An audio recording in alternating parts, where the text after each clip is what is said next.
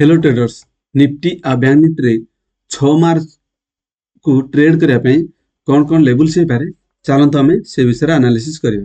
चलतु प्रथम देखा निफ्टी निफ्टी जदि आम डेली कैंडल को देखा ताहले आमर टार्गेट थिला कि डाउन साइड रे 22,000 रु 22,050 यार भितर मार्केट सपोर्ट नहीं कि मार्केट अपसाइड जीवार पॉसिबिलिटी अच्छी। एग्जैक्ट आमर 4 मार्च रे गोटे ग्रीन कैंडल बनैला जोड़ा कि 22,000 को सपोर्ट नहीं कि मार्केट अपसाइड रे क्लोज देइतिला। किंतु आज जो भला ग्रीन कैंडल गोटे हेजी 5 मार्च को ए ग्रीन कैंडल कंफर्मेशन करै दउची जे मार्केट एठू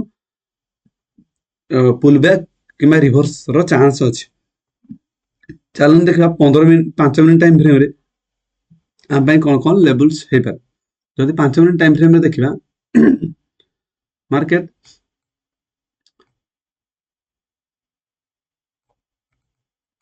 एठू गैप डाउन ओपन हेतिला को दिन ना हमरे गैप डाउन ओपन हेतिला 28 फेब्रुआरी रे बहुत बड़ गैप डाउन ओपन हेगी मार्केट डाउन साइड आस्तिला। एग्जैक्ट मार्केट जो सेलिंग प्रेशर आस्तिला तारी पाखा पाखी रे आसी मार्केट क्लोज देइछि।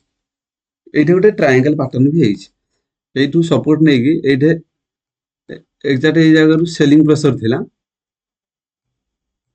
तो एठे मार्केट सेलिंग आसा पे बहुत ट्राई कला किंतु मार्केट अपसाइड पळेला गला परे मार्केट एग्जैक्ट ए जगह रु सपोर्ट नै को जाई पुनी ए ट्रेंड लाइन गोटे फॉलो करूछि सपोर्ट नै गोटे ट्रेंड लाइन फॉलो करूछि। जति मार्केट एरिया रे ओपन होउछि ताहले मार्केट एरिया जति ओपन होउछि ए ट्रेंड लाइन को सपोर्ट नै कि मार्केट अपसाइड जीवो।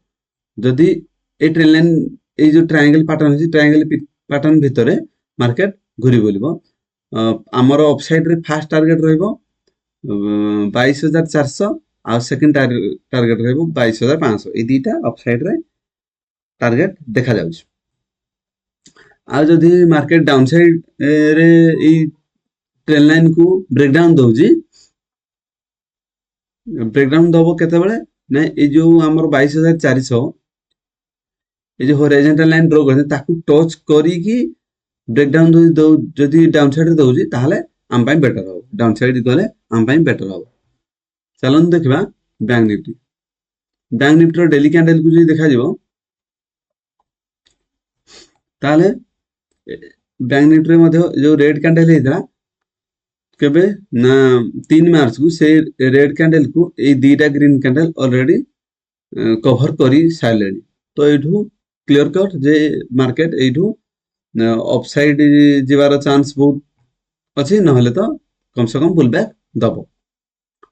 15 मिनट टाइम फ्रेम जे देखिबा मार्केट डाउन साइड रु लोअर हाई फॉर्मेशन करी गोटे ट्रेंड लाइन रे मार्केट अपसाइड मूव करूछ आ ऊपर ए जो हमर हॉरिजॉन्टल लाइन ड्रॉ करछंती आ ये दीटा को ड्रॉ कले हमको गोटे ट्रेंड लाइन गोटे ट्रायंगल पैटर्न जणा पड़छ। जदि मार्केट फ्लैट ओपन होजी ताले अपसाइड ब्रेक कले हमें अपसाइड ट्रेड नेबा आ डाउन साइड को जो ट्रेंड लाइन को जदि ब्रेक डाउन दोजी ताले हमें डाउन साइड जीवा। जदि मार्केट बहुत बड़ गैप अप एरिया रे ओपन हो जाउजी ताले मार्केट आसे कि आपको सपोर्ट नै कि मार्केट पुनी अपसाइड मूव करार चांस अछि। जदि by chance market 100-150 point gap down open होजी ताहले मार्केट डाउन साइड जीवार बहुत चांस अछि। एई भली निफ्टी आ बैंक निफ्टी रे ट्रेडिंग लेवल्स पाए वीडियो को लाइक एवं चैनल को सब्सक्राइब करंतु। Thank you.